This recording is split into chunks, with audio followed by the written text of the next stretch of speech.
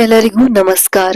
ಇಂದಿನ ವಿಡಿಯೋದಲ್ಲಿ ನಾವು 10ನೇ ತರಗತಿಯ ಪೂರಕ ಪಾಠ 1 ವಸಂತ ಮುಖ ತೋರಲಿಲ್ಲ ಎಂಬ ಪೂರಕ ಪಾಠದ ಪ್ರಶ್ನೋತ್ತರಗಳನ್ನು ನೋಡೋಣ. ಕೃತಿಕಾರರ ಪರಿಚಯ. ಹೆಸರು ಡಾಕ್ಟರ್ ವಿಜಯಶ್ರೀ ಸಬರ. ಕಾಲ 1957. ಸ್ಥಳ ಬೀದರ್. ನಾಟಕಗಳು: ಉರಿಲಿಂಗ, ಹೂವಿನ ತೇರ ನೇರಿ. ಕವನ ಸಂಕಲನಗಳು: ಜ್ವಲಂತ, ಲಕ್ಷ್ಮಣ, ರೇಖೆ ದಾಟಿದವರು, ಮುಗಿಲ ಮಲ್ಲಿಗೆ. ವಿಮರ್ಶಾ ಸಂಕಲನಗಳು: ಸಾಹಿತ್ಯ ಮತ್ತು ಮಹಿಳೆ, ಜಾನಪದ ಮತ್ತು ಮಹಿಳೆ. ವೃತ್ತಿ: ವಿವಿ ಮತ್ತು ಮಹಿಳಾ ವಿವಿಗಳಲ್ಲಿ ಕನ್ನಡ ಪ್ರಾಧ್ಯಾಪಕರಾಗಿ, ವಿಭಾಗದ ಮುಖ್ಯಸ್ಥರಾಗಿ, ಸಿಂಡಿಕೇಟ್ ಸದಸ್ಯರಾಗಿ, ಧಾರವಾಡದ ಕಲಾ ನಿಕಾಯದ ಡೀನ್ ಆಗಿ ಕಾರ್ಯನಿರ್ವಹಿಸಿದ್ದಾರೆ. ಪ್ರಶಸ್ತಿ: ರತ್ನಮ್ಮ ಹೆಗ್ಗಡೆ ಬಹುಮಾನ, ಮೈಸೂರಿನ ಸಾಹಿತ್ಯ ಶ್ರೀ ಪ್ರಶಸ್ತಿ, ಅತ್ತಿಮಬ್ಬೆ ಪ್ರಶಸ್ತಿ. ಈ ಕವನವನ್ನು ಮುಗಿಲ ಮಲ್ಲಿಗೆ ಕವನ ಸಂಕಲನದಿಂದ ಆರಿಸಿಕೊಳ್ಳಲಾಗಿದೆ. ಕೆಳಗಿನ ಪ್ರಶ್ನೆಗಳಿಗೆ ಉತ್ತರಿಸಿ. ಪ್ರಶ್ನೆ 1. ಪುಟ್ಟಪೋರಿ ಏನು ಮಾಡುತ್ತಿದ್ದಾಳೆ? ಉತ್ತರ: ಪುಟ್ಟಪೋರಿ ಮುಸುರೆ ತಿಕ್ಕುತ್ತಿದ್ದಾಳೆ. ಪ್ರಶ್ನೆ 2. ಪುಟ್ಟಪೋರಿಯ ಅಮ್ಮ ಎಲ್ಲಿ ಮಲಗಿದ್ದಾಳೆ? ಪುಟ್ಟಪೋರಿಯ ಅಮ್ಮ ಗುಡಿಸಲಿನಲ್ಲಿ ಮಲಗಿದ್ದಾಳೆ.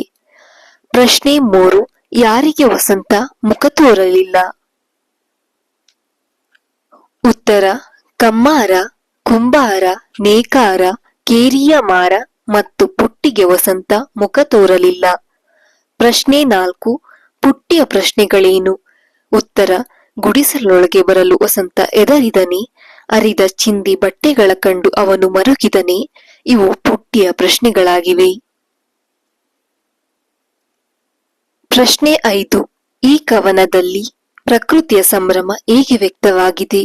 ಉತ್ತರ: ಮಾವಿನ ಮರಗಳು ಮೈ ತುಂಬಿ ನಿಂತಿವೆ, ಅಕ್ಕಿಗಳು ರೆಕ್ಕೆ ಬಿಚ್ಚಿ ಹಾರುತ್ತಿವೆ, ಕೋಗಿಲೆಗಳು ಮನದುಂಬಿ ಇಂಪಾಗಿ ಆಡುತ್ತಿವೆ, ಕಡಲುಕ್ಕಿ ಹರಿಯುತ್ತಿವೆ, ಮಲ್ಲಿಗೆ ಹೂವು ಮುಗುಳು ನಗೆ ಬೀರಿದೆ, ಹೊಳೆಹೂ ರಂಗೋಲಿಯಲ್ಲಿ ಬಾಲರವಿ ಥಳಥಳಿಸುತ್ತಿದ್ದಾನೆ. ಈ ರೀತಿ ವಸಂತ ಮುಖ ತೋರಲಿಲ್ಲ ಕವನದಲ್ಲಿ ಪ್ರಕೃತಿಯ ಸಂಭ್ರಮ ವ್ಯಕ್ತವಾಗಿದೆ.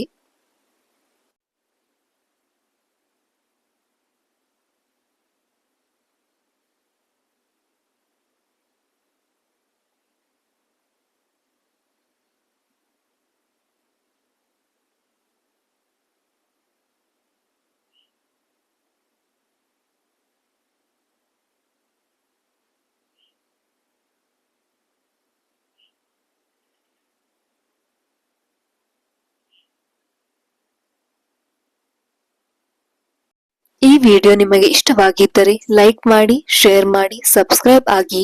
Thank you for watching.